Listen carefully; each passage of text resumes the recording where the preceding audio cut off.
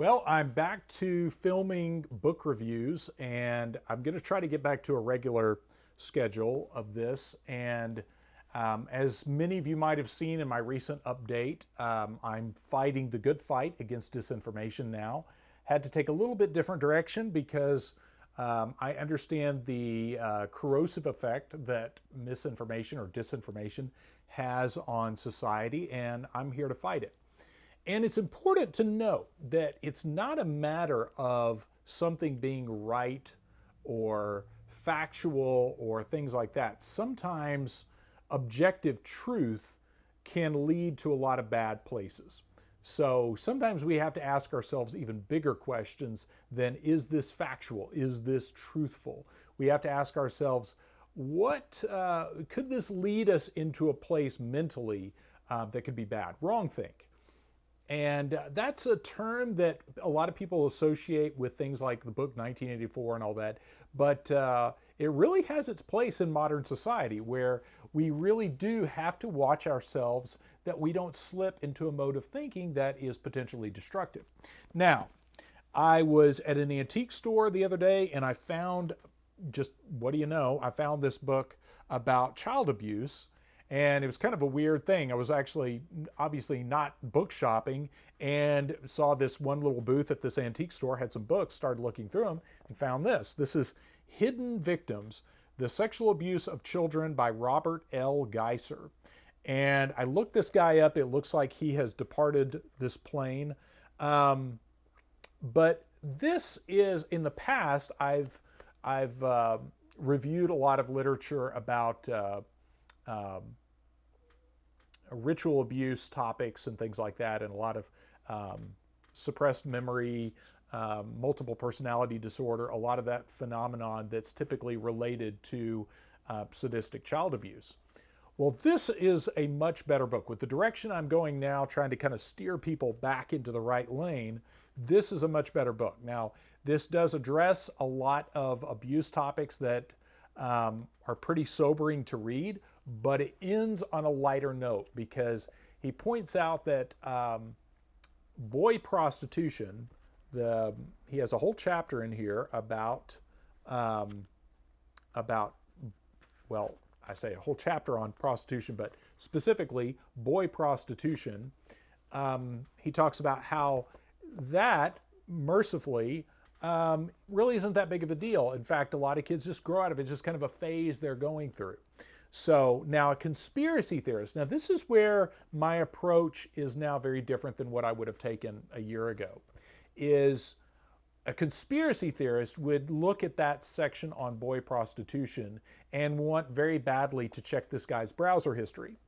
But a more enlightened individual reading this, understanding kind of a bigger picture view of things, realizes that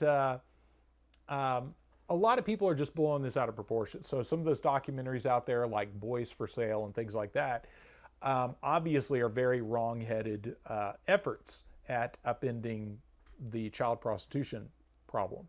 So anyway, as far as books on child abuse go, this is definitely a safe book, whereas this one would be a very dangerous book. I would definitely recommend avoiding this at all costs. This is By Silence Betrayed. I've reviewed this in the past.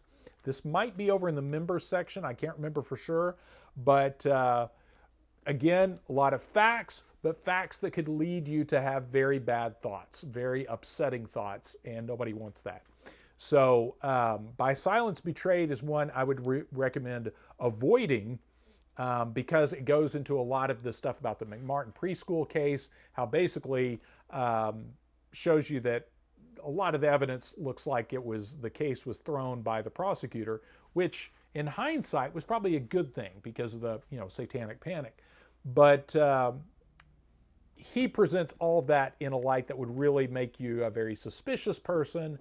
Of course, we don't want that. So this one I would avoid. This is kind of a dangerous book. This could lead to some wrong think. If you're looking for a good breakdown on understanding child abuse and the dangers of child abuse and all, much safer book to read. This will keep you in your lane, so to speak.